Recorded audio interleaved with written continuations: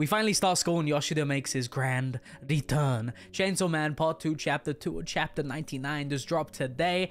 Let's review it, yo. So obviously this chapter was great. Phenomenal, yet again, really fun to read. We got more of it in depth dive into Asa's character a little bit. And I guess I finally know how much of Asa is Asa and how much of Asa is the War Devil. So obviously Asa's waking up after the fight last chapter and she's like, what's going on? Was that a dream? Those scars? Obviously thinking back to what she looked like. The War Devil says, this is no dream, big girl. And I love the way the War Devil speaks. If that's ever animated, I know she'll be like shonen or shoujo, like something like that, you know, feel me? I'm gonna love the voice actress on that. But Asa War Devil version got me down bad. That's what I'm gonna say. Like, respectfully, mind me. Also, obviously having fun interactions with the War Devil, and this is really cool. The War Devil pretty much wants Asa to go to school.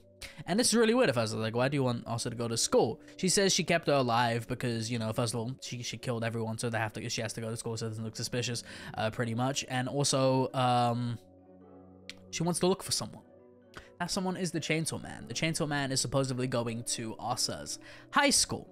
Obviously, there's some bits of also about the War Devil. She can't be touched because it's almost like she's a hallucination. And she's claimed Asa's body because Asa actually died and she kept half of Asa's heart. And the reason for this was because she's unfamiliar with human society. And I guess because of this, she's going to be found out that she's a devil. So she's keeping Asa alive for her sake.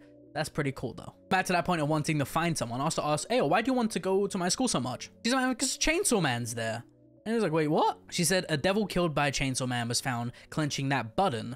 She checked into it and she saw it was these school uniforms. She says, I know Chainsaw Man goes to this school incognito. So that boy Denji hiding. That boy Denji just trying to live his life. Going to school. All of a sudden, you know, Asa's not feeling well. She's like realizing, hey, I've gone to a certain situation. I don't want to go into school. She's sort of having this PTSD about everyone sort of looking at her again, or looking at her a bad way. She pretty much is depressed. And she says, do you hear me, girl? The War Devil saying, do you hear me, girl? You'll die if you disobey me. Like, I'm not kidding.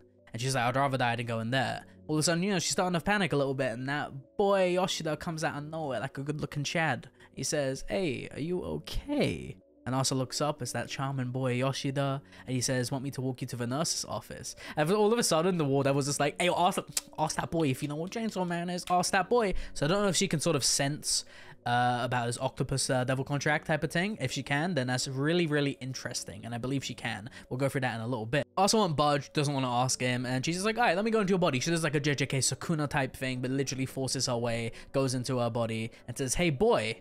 And Yoshida even notices, it's like, yo, those scars. She pretty much asks, you know anything about Chainsaw Man? And he's like, I've heard it was a rumor, but I was transferred here, so I don't know much else. That boy Yoshida, I don't know if he's trying to keep it secret, or he might be protecting the boy Denji. You never know. And then she's like, hey, boy, should I make you my boyfriend? And I'm just like, if I was Yoshida, I'd be like, okay, I don't mind. But obviously Yoshida's just like, nah, G, I'm good. I don't want any part of that. Obviously she was rejected and Asa's like a little bit embarrassed. Like, hey, why did you ask him? And she's like, I have the power to turn what's mine into weapons. So I sort of want to claim this boy, make him mine, and turn him into a weapon. That's what would happen. Her goal is to turn as many humans into weapons as she can to go to war with Chainsaw Man.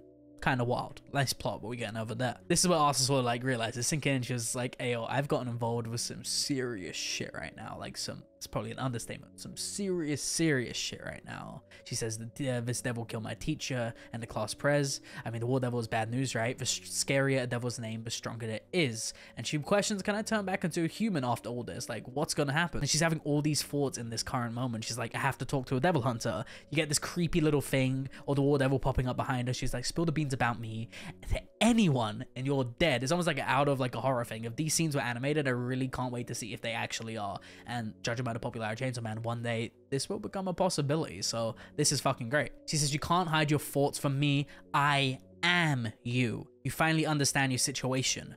Good. And then she said, we're gonna go join the Devil Hunters Club. So this is a whole Devil Hunters Club. It's really interesting. But she does make a deal with it, with Asa. She says, if we can beat the Chainsaw Man, I'll return your body. I'll trust you to cooperate. Asa pretty much has no choice, right?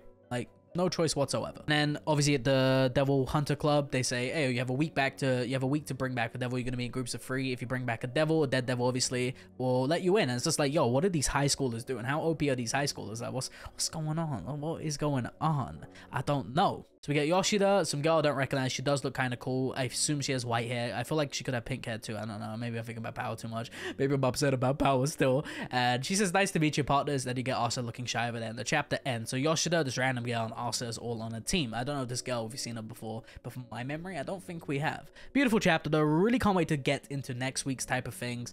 Honestly, the flow and where it's going, I have a lot of questions. First of all, obviously Asa said I have to speak to a Devil Hunter. She can't really do that because the War Devil knows her thoughts at all times. She pretty much is wrapped around the War Devil's finger and she's gonna do whatever she has to do. Really can't wait to see how that relationship unfolds between them. I feel like something's gonna happen towards the middle of the series. And I was reminded brutally last week that you can't get comfortable with any characters. Look at my boy Bucky last week. Rip my boy Bucky, bro. A lot of stuff going on. Really can't wait till next week though. As you can see, I'm sweating. I'm gonna wrap up now.